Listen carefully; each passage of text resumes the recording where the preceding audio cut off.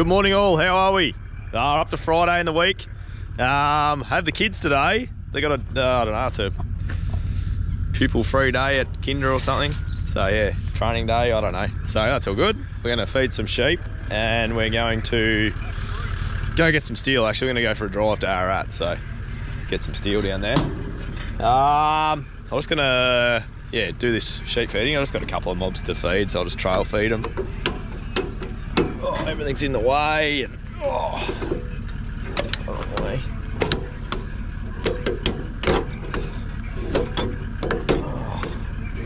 Why is everything so hard? Right, now we've got that. Let's see if this will start. Fuel on, that.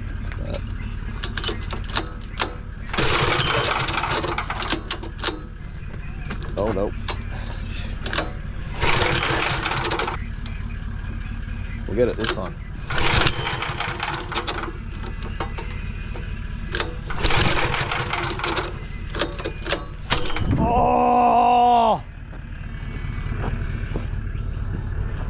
Oh, that's annoying. Righto,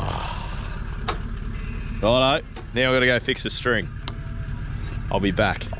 The string broke, didn't it? Because Dad was pulling it too much, and yeah, because it's a Chinese Honda, usually these are 10mm, and I went and got a 10mm socket, and it doesn't fit. But lucky I brought this kit as well. Oh, but unlucky that the spanner ain't in there. Oh, we're gonna have to go find a spanner now. Righto, back in the ute. Oh, you're telling me. All I want to do is feed sheep. Right. Good morning, everyone. Yeah, sorry about the lack of filming in the last few days. I sort of keep getting to take the camera with me, and yeah, I just haven't been home much. I've sort of been out welding stuff and doing things like that. So, where are we at? What have I been working on? Projects here. We've got some, well, that's that hitch there, so that's all done. That's all ready to go. I just might have to get a couple of longer pins for there because that just doesn't quite meet the hole there to put the R-clip through. These are John Deere cab mounts off a John Deere tractor. Don't know what model, what make, but they seem to crack out here. So you can see I've got a weld through there.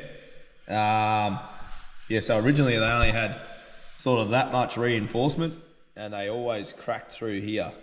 So this one here actually broke completely off. So yeah, I've just put all that stiffener in it. So yeah, they've got to go back to the dealer. That's a power pack for a little lift gear bar on a trailer. I've got to fit that for a fella. Got steel turn up for that tomorrow. Wood splitter.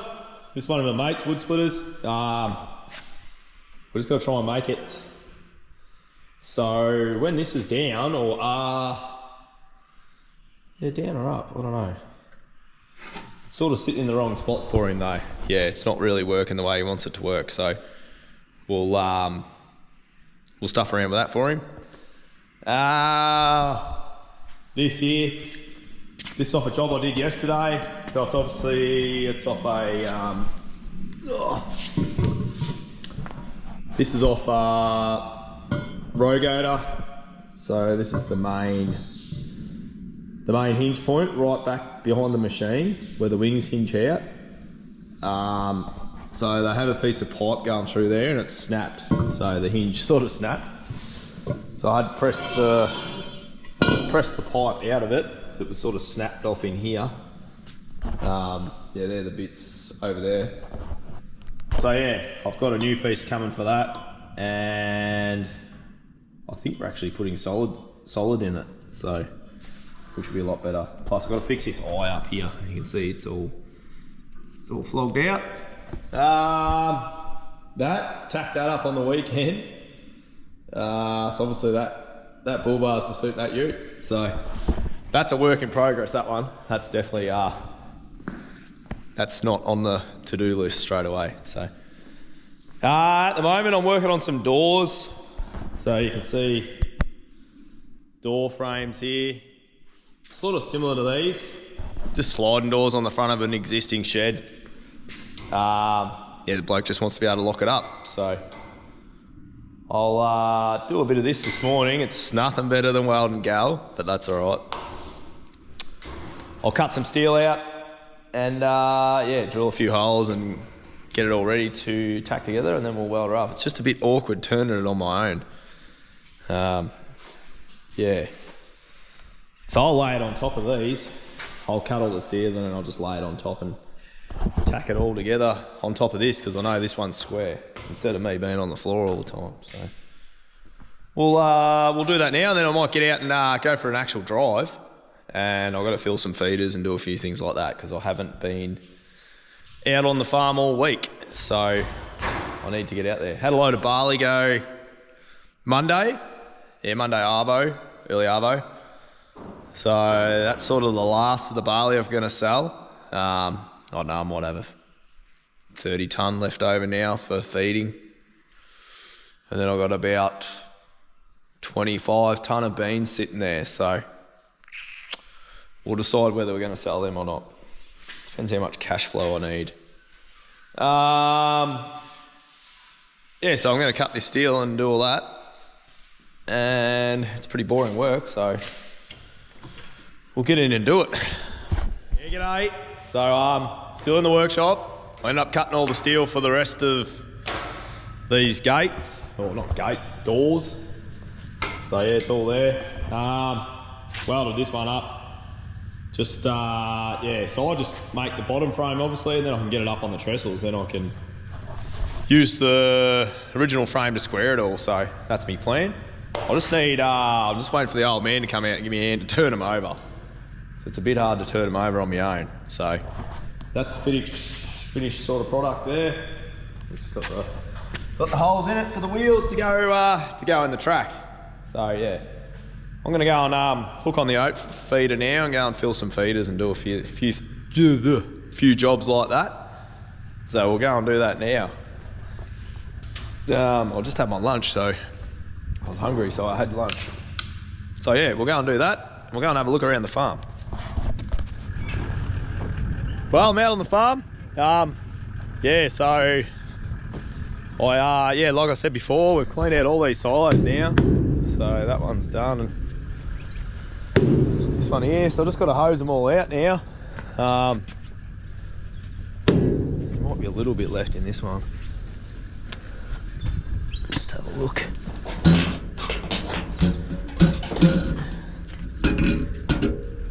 It's well sealed.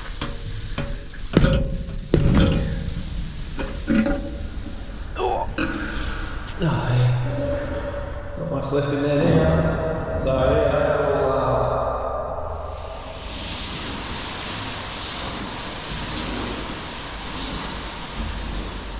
She's all gone now.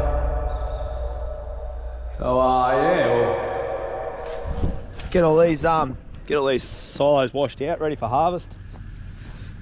And yeah, we hopefully can fill them up again. Yeah, gonna fill this feeder up now. Fill the feed trailer up, and then I'll go and have a look around and see what needs feed and what doesn't. And then we'll yeah, crack into having a look at another few jobs.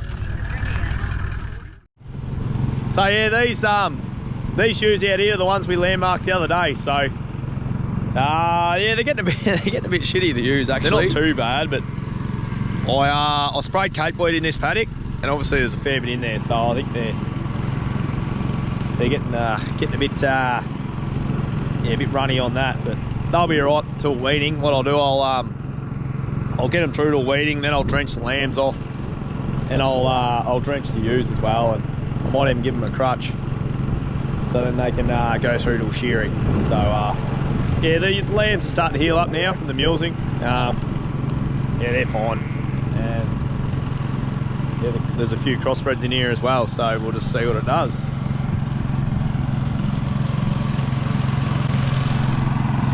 The old man said this feeder had grain in it, but obviously it didn't.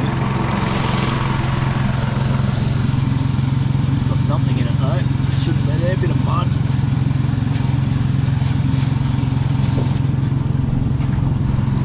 It's all stuck up there.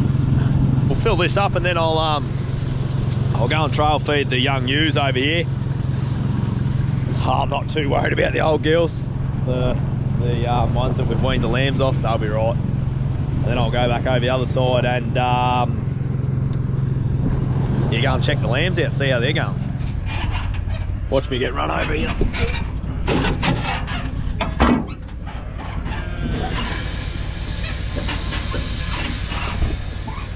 So these are the ewe weaners pretty much. These are last year's ewe lambs. So we'll be joining them this year to a merino, and we've obviously got to go through and class them. So whatever comes out, we'll go to a crossbreed. So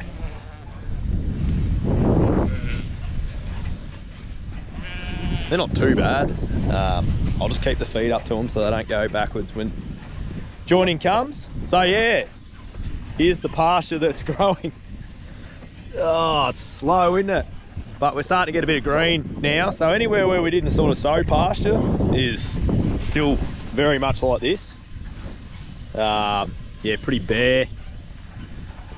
Obviously we've had sheep on it most of the time, so it doesn't have much time to get away. But yeah, hopefully in the next couple of weeks it'll start taking off. And we'll get some feed, and then we won't have to feed until we have some stubble. So I thought while I was over here feeding these sheep, I'll take you for a bit of a walk through the weed I got here. Look, it's all right. It's all right, but it's not great. I feel we've had a little. I don't know, I reckon we've had a bit of chemical damage from last year and carryover from the canola. So yeah, I reckon it's sort of touched up the wheat in spots, or sort of stopped it from germinating. Yeah, so it's a bit patchy. That's probably a good way to put it. It looks all right from the road, but you get in and walk through it, it's pretty thin in spots. But you can see all the weeds are starting to, well, yeah, there's a bit of volunteer canola. She's cooked. I'll tell you what, it's got a bit of, there is a fair bit of, oh, it's not a fair bit, but just the odd plant of cape weed in here, it's taken a fair bit to die too. So we're sort of keeping a bit of an eye on that to see whether we have to give it another hit when we maybe have to put another fungicide on. But yeah, you can sort of see spots like this. Yeah, I don't know whether it's either ground type or this bit here could actually be the air seeder not turning on quick enough because it's right on the end of the headland. But I'm more thinking it's just ground type, and the way that the chemical has hung in the soil from last year. I think another reason, I think we dried it, we obviously sown everything dry, so yeah, that was a bit of an issue. So germination was staggered, so you know, we might have had some grain that shot, and then it might have actually died in the ground. So yeah, you can just see patches like this. You know, this would be a good, yeah, 30 foot square there that's just yeah, she's not looking too pretty. And then yeah, you got rows like this that are, yeah, it's all right in one spot, then in the next spot it's no good, and you know, and then you get up on the hill and it's perfectly fine, perfectly good crop. So I don't actually know, we're having an hour and scratching our heads to what actually went wrong, or what the issue is, you know. So oh God, I got this cold that never goes. Yes, I've got beans and barley in this feeder here, but I'm sort of thinking it might be a bit tight. See, there's nothing in there, so I might just undo these here, undo these bolts, and I might drop that lip tray down a bit, just so I can let them get in there a bit more, because I don't think they've taken much out of it. No.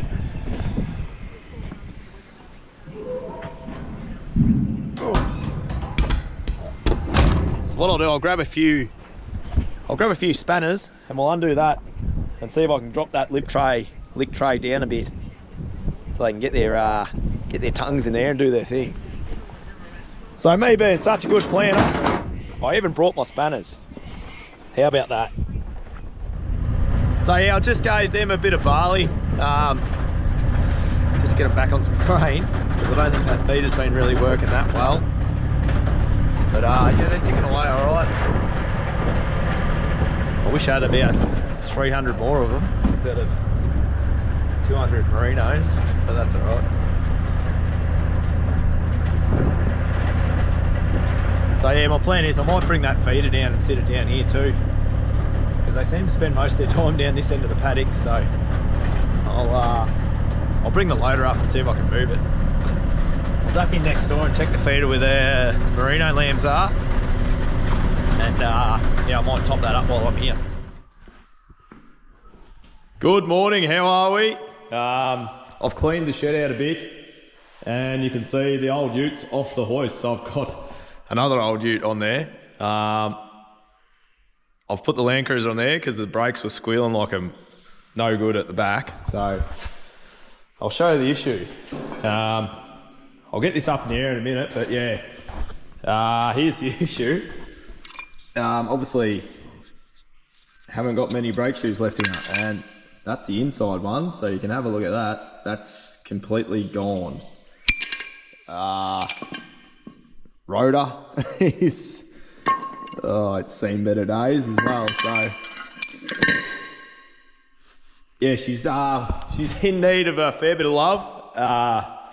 So yeah, we'll get it up on the hoist now, and then I'll take the other side off. You can see here, that's the handbrake shoe. It's literally down to not much at all, so I might see if I can get a new set of them as well. And yeah, might give her a bit of a birthday on the back end at any rate, and then we'll give the birthday on the front end later on. So I'll get her up on the hoist now, and we'll take the other side off, because I only whipped this off last night. So we'll get it up, and then we'll go from there. So you can see, yeah, I've got it up now. So yeah, I just got to take all this shoe off here and get that off, and yeah, take all the springs off, stuff like that. Pull those shoes out. I wish I'd washed it before I put on the hoist, but we're in the game now, so I'm just going to deal with it. That's our brake caliper there. The diff breather's come off, so it's just been hanging around, so it's probably full of mud now, the diff, who knows. And yeah, this is all bent up and wrecked, and yeah, no, apart from that, she's going cherry. Yeah, no, apart from that, it's going well. But yeah, I'd wish I'd cleaned all the mud off it first, but that's all right. You live and you learn. So yeah, I'll pull this side off now. I might as well. I might back that handbrake lever off first though. So I might put it back down, and then I'll back the handbrake lever off, and then we can yeah, pull these cups off. They've got an adjuster under here, you can see, which most people will know about Land Cruisers. So we'll do all that, and then we'll be able to get it all apart, and I can get some new parts hopefully today, because I might have to duck into town. So we'll put it back down, and then I'll back that handbrake lever off, because I keep forgetting about that. So we'll do that now, and then we'll pull the other side off. So you can see there, I've got the whole assembly off now. Yeah, all the handbrake shoes and everything, and you can see there. Oh, that's the good one. Yeah, that's good. That one's good compared to this one. Have a look at that one. She's gone. Very well laminated. There might be 1 mil left. So yeah, I think we'll definitely get some new ones of them, because they are absolutely shagged. I'll just pull the other wheel off. As I said, I wish I'd washed this thing before I started, but you know how it is. Oh yeah, that's beautiful. You can play a tune on that. Is that good? So yeah, I'll pull this off now. I should take the mud guard off, to be honest, because it's just in a pain in the ass, but it's covered in mud. So I'll pull these off and then I'll yeah, clean it all up and see how we go. I'll get some parts out of there and chip me finger, and yeah, we'll see how we go.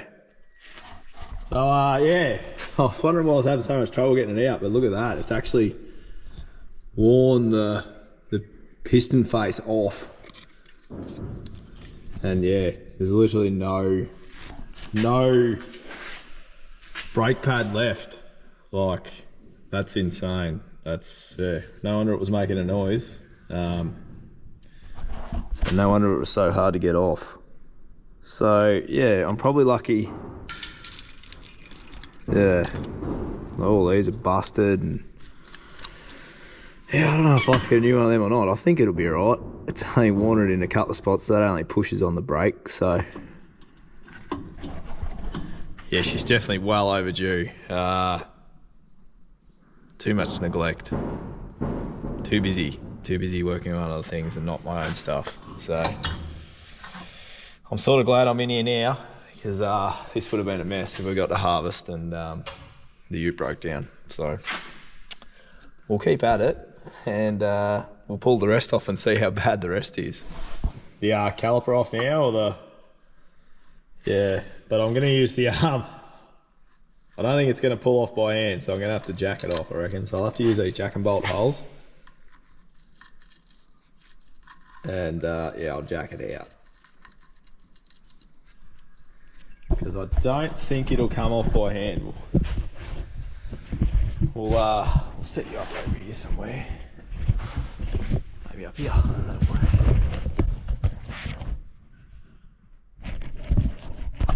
And we'll see how it goes. Look at this. There's literally, that's steel on steel there. No wonder the handbrake never worked.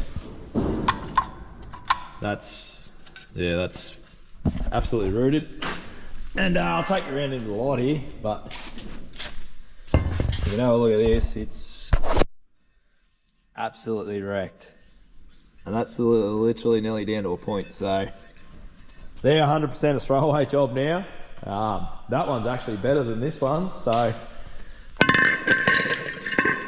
yeah, not pretty at all. So I'll pull the handbrake off this side, and then we'll get some new parts for it.